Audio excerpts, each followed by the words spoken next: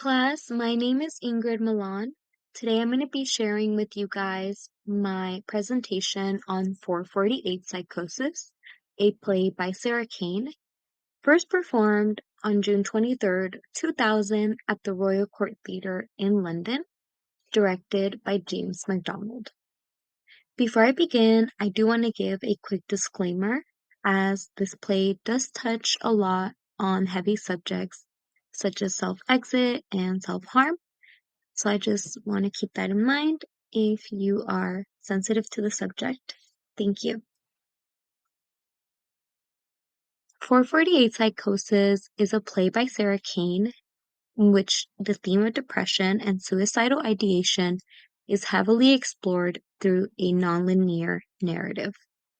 The play is abstract and subject to interpretation as there is no clear direction, mirroring the character's distressed mind. In the script, we can clearly understand the character is undergoing a state of psychosis, reflecting inner conflict through dialogue. The play is called 448 Psychosis because 448 is the hour in which the character feels most clarity and makes their decision to end their life. Historical and cultural context. 448 Psychosis was playwright Sarah Kane's last piece before ending her life on February 20th, 1999. She was only 28 years old but had had a long battle with depression. Kane passed shortly after the completion of the play and before its initial performance in 2000. It is believed by many that 448 Psychosis is a reflection of Kane's own mental state, and perhaps even her version of a suicide note. This is actually her in the picture also. She was very young. Characters. There are no explicit characters in 448 Psychosis, therefore the play can be interpreted in many ways. The original production, directed by James MacDonald for the Royal Court Theatre, featured 3 actors, but the play has often been reinterpreted with just one. The primary character, who is nameless in the play, is often talking to themselves. Despair and desperation is heard in their dialogue. There is a portion of the play in which the character seems to be having a conversation with someone else, perhaps a doctor or a psychiatrist, but it is unclear. Some have interpreted this as the characters speaking with themselves in their state of psychosis. Play structure. The play is classified as nonlinear as it follows an untraditional script. There are no clear characters, stage directions, or acts. The chaotic and scattered nature of the play is often alluded to the characters or even Sarah Kane's own state of mind at the time of writing. Towards the end of the play, you start to notice that the dialogue becomes more and more scattered throughout the page. With page 34, which is the second to last page of the script, being left intentionally completely blank. Language and dialogue.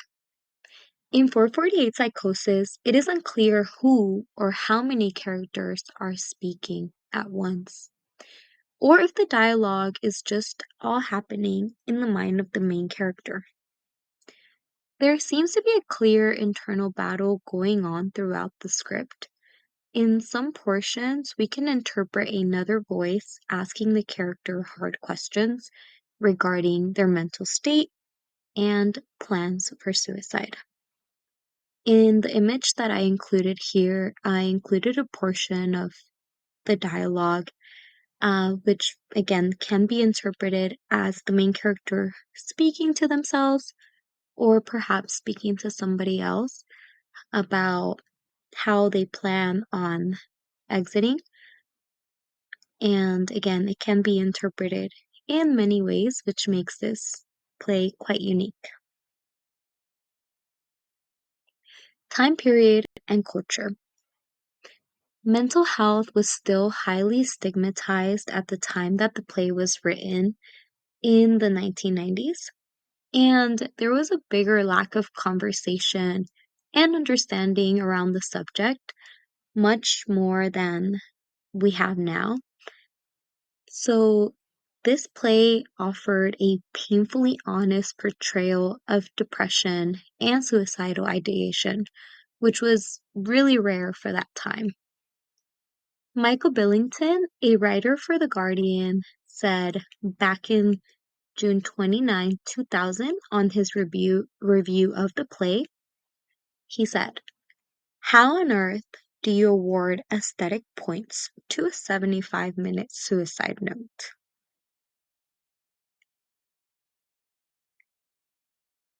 In 448 Psychosis, I found a lot of parallels between Sarah Kane and the character. 448 Psychosis is often considered Kane's most personal work, as it has so many similarities between the playwright's state of mind at the time of her death. It even seems to present much of her own personal experience with antidepressants and other meds, as well as it almost foreshadows her death.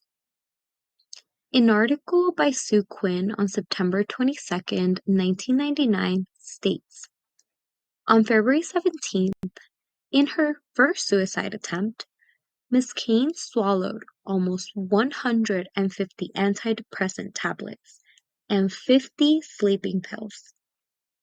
After this, Sarah was discovered by her roommate and taken to King's College Hospital, where she would eventually succeed in a second suicide attempt." Sue Quinn, in the same article for The Guardian, talked about how the nurse found Sarah Kane at around 3 a.m. in the morning, and this is what she had to say. "After forcing the toilet door open, she found Miss Kane hanging from the hook inside the toilet door. She was hanging by a shoelace." It is quite unfortunate that her life was ended so short, especially her being so young and so brilliant.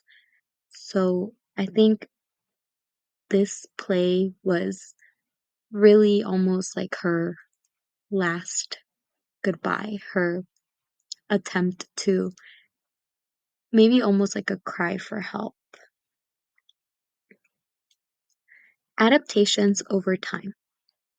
The play is set to return this year in July after 25 years of its initial debut. It's going to be debuted again at the Royal Court Theatre with the original cast members and creative team. So that's super exciting.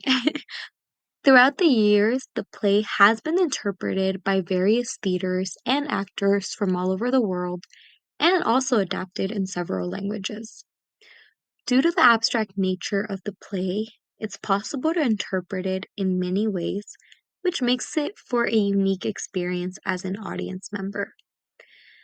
Me personally, when I was doing my research for this play, just a quick YouTube search shows you many interpretations of different actors and people who are recreating the play in their own way, which is really interesting to see how everybody who read it and directed it and is acting in it is taking their own approach. I thought that was really unique.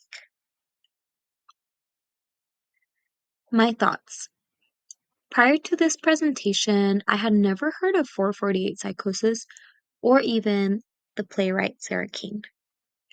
The title of the play, 448 Psychosis, is what initially interested me at first.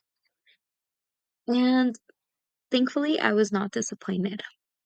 Although the play is unlike anything I have ever read or seen before, learning about its eerie parallels with the author allowed me to put myself in the shoes of a person undergoing a mental decline. I can only imagine through the play what Sarah Kane must have felt battling her internal thoughts that eventually led her to wanting to end her life. I did really like how raw and real this play feels. Even though the way it's written is in a scattered pattern with no real sense of where it's going, I found it fascinating that she was able to deeply convey emotions of depression and psychosis just through the script alone. Here I cited all the links to where I was able to find more information on the play, the um, links to all of the articles that I also found regarding Sarah's death, untimely death, as well as the play itself. So here are all the links. And thank you guys so much for watching. I hope you enjoyed, and I hope it made you guys interested in watching this extremely unique and interesting play. Have a great day. Thank you.